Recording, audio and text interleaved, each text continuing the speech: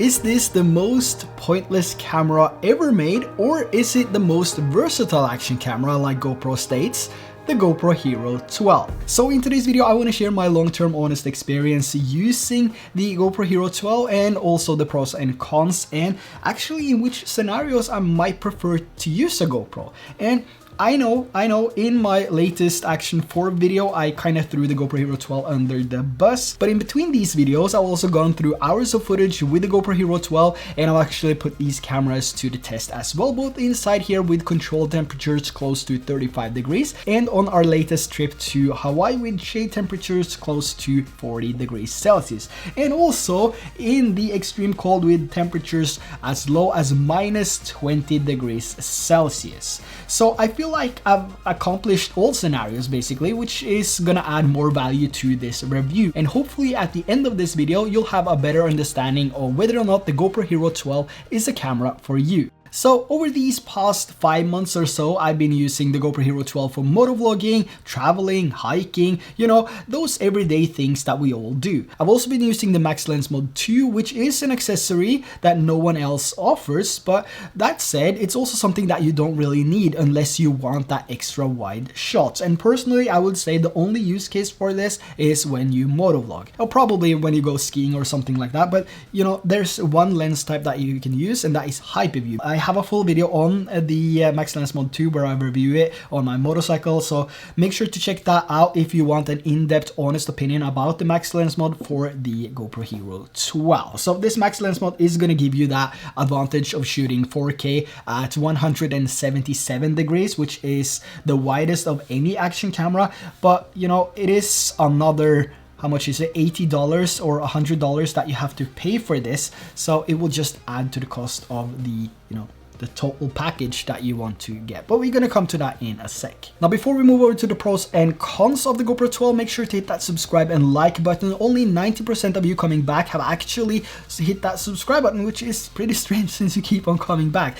So please consider hitting that subscribe button and like button if you enjoy the content here on this channel, and it will also help me make these unsponsored, unpaid, honest reviews of devices like the GoPro Hero 12. So up until now, I've been using the GoPro Hero 12 in every single imaginable scenario, everything from extreme heat to extreme low temperature and everything which is in between. And being completely honest about this, there's actually no issues with the battery. It works every single time, but the only problem is that it records a little bit less than the other cameras. In extremely cold temperatures, the Ace Pro and the Action 4 is what I consider the best and most durable cameras, but only because they record videos a little bit longer than the GoPro 12. So in this test here, all cameras recorded for more than 1 hour, so the GoPro 12 1 hour and 21 minutes or so, and the Ace Pro at 1 hour and 47 minutes, and the Action 4 just behind at 1 hour and 43 minutes, where the Action 2 ended up being the worst, but still getting close to 1 hour. The Go 3 and the X3 ended up recording for about 90 minutes of non-stop recording, so 1 hour and 30 minutes in minus 20 degrees Celsius. And just doing some normal vlogging style videos with the GoPro 12, it doesn't have any issues at all. And with the latest firmware update, it seemed to fix the screen freezes that I experienced in the past, but I'm also curious to know if you still are experiencing any screen freezes with your GoPro or not, so let me know in the comments below. So after using the GoPro Hero 12 for 5 months now, the battery reliability of this is actually pretty awesome, and I've had no issues with the battery at all, which is quite nice coming from the previous GoPro models where the battery was just, it was awful. When it comes to image quality, I still think the GoPro Hero 12 has the best image quality or the best look straight out of camera when you use the standard video mode with the natural or vibrant color profile. But to me, it's the exact same look that you get from the GoPro Hero 10 or 11. So if you're only in it for the image quality, you know, the GoPro Hero 10 might just be the better option for you, and it's also cheaper. The difference from the Hero 10 to the 12 is basically features. So you have GP log, HDR, and 10-bit with the GoPro 12, and some of these features are features you might not even use, or at least I don't. So I'm staying away from HDR because at times it looks pretty weird, and I don't want to risk destroying my footage by using HDR. And when it comes to GP log, it's not really my taste. I think I think it looks awful, so I'm staying away from that as well. So that means I'm left with the standard color profile, which is the same that you have on the Hero 10 as well. So when I'm out traveling with the GoPro 12, or when I use it, you know, standard color profile, 10-bit, vibrant, or the natural color profile is what I use. And when it comes to the different profiles, it really depends on what I'm doing or where I travel. But natural color profile is my most used one, and I think this looks the best straight out of the camera without any adjustments. And riding my motorcycle, for example, the GoPro 12 could be the camera of my choice if it only was compatible with external microphones like the DJI Mic 2, or didn't need a media mod in order to connect that external microphone. I love the wide field of view coming from the Max Lens Mod 2, for example, but like I said, the only time I would use this is when I ride my bike. Using this for normal family activities or vlogging, for example, it's just too distorted and it doesn't look good at all. But like I said, I have a video on this, so make sure to check it out down below.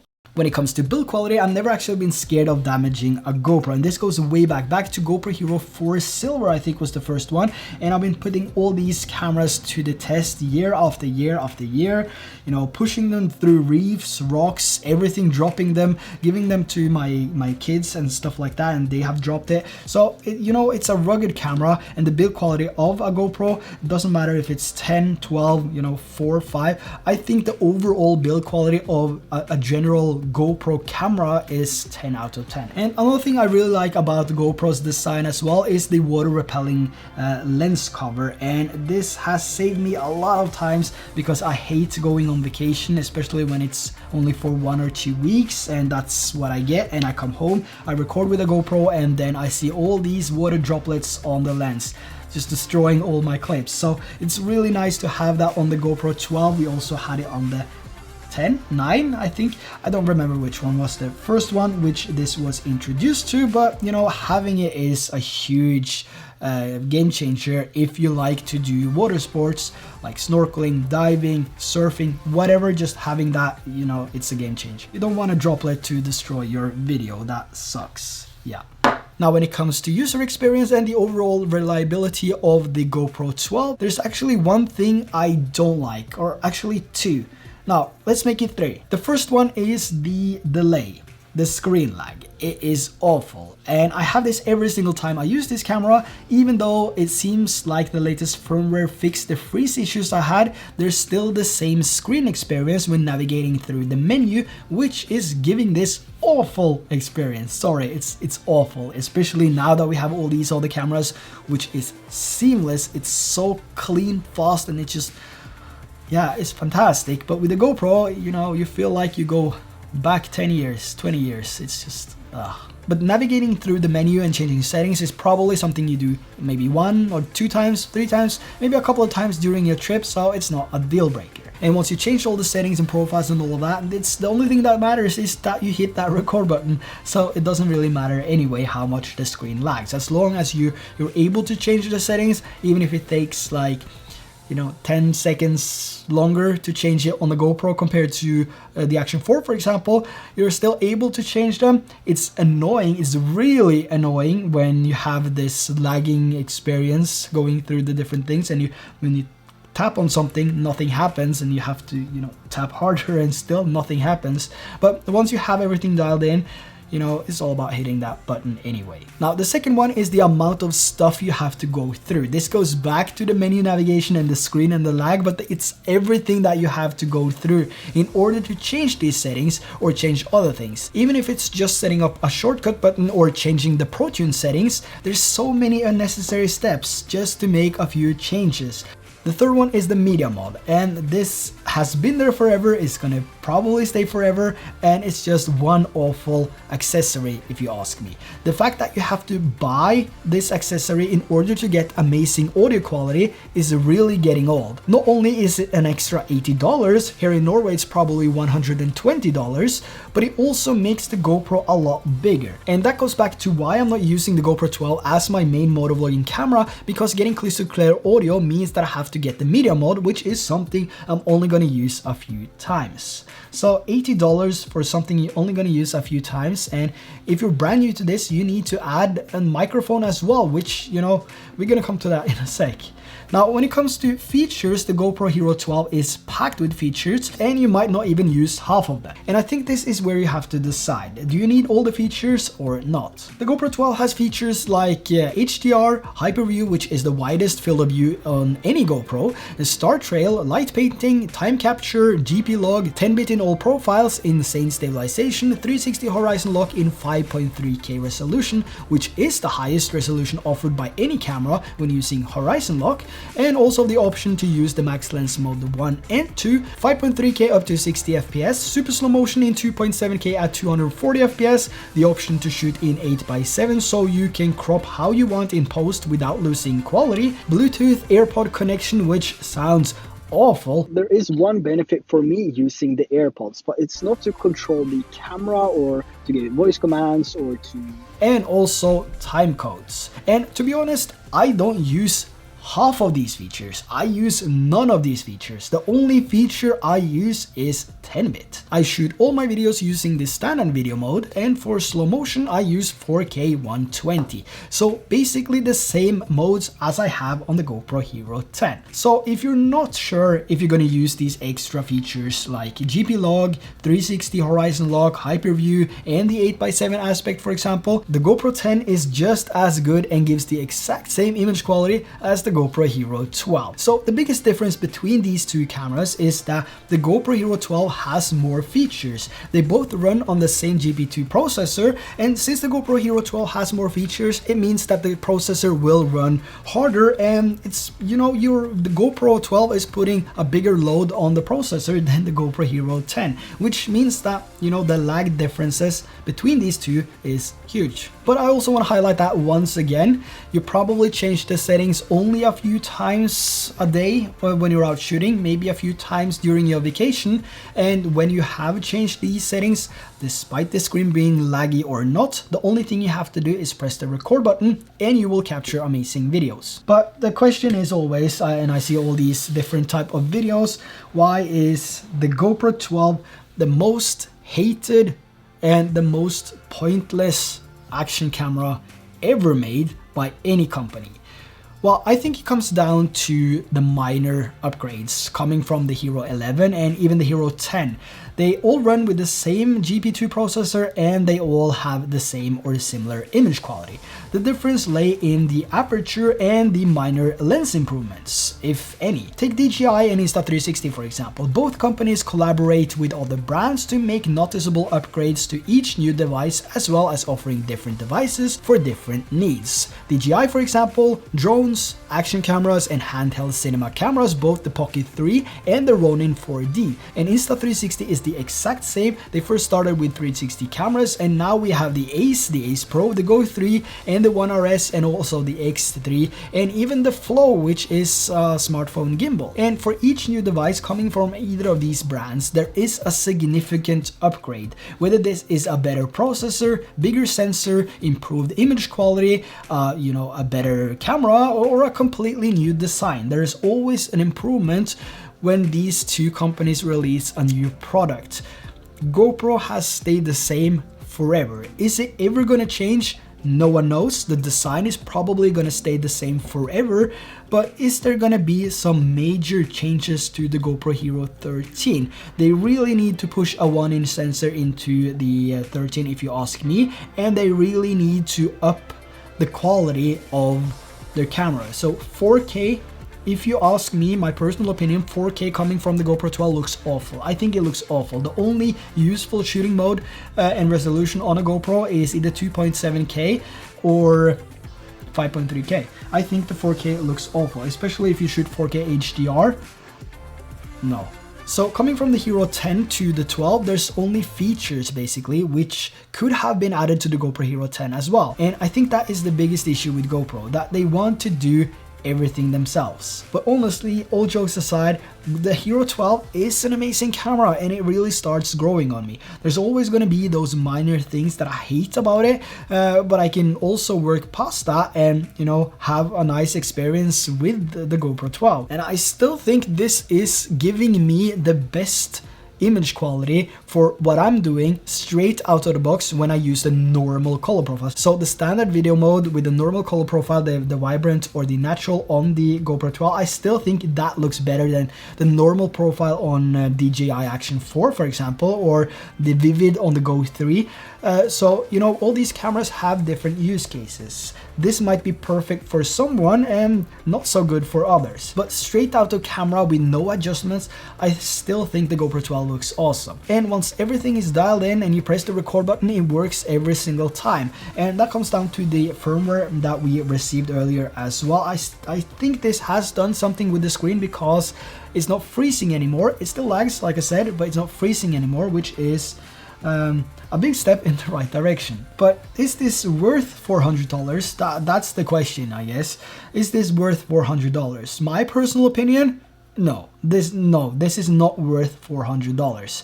I think it's a bit too expensive for what you actually get, given the accessories you need to buy in order to get a full setup, which will definitely drain your wallet. If you're looking to get your first action camera and you want to add a mic, whether this is to capture nature sounds, vlog or whatever, it's gonna be expensive. It's gonna be expensive. So for motovlogging, for example, if you're just starting out and you want everything, you want a microphone and everything so you can interact with your viewers, you first need the camera itself, which is $400, and the media mod, which is another $80, and if you want the widest field of view, the max lens mod 2, which is another $100, and of course a microphone of your choice, and maybe a few batteries and a charger, which is another $60. The GoPro takes forever to charge, so you definitely need those extra batteries. That will add up a total of $740 minimum.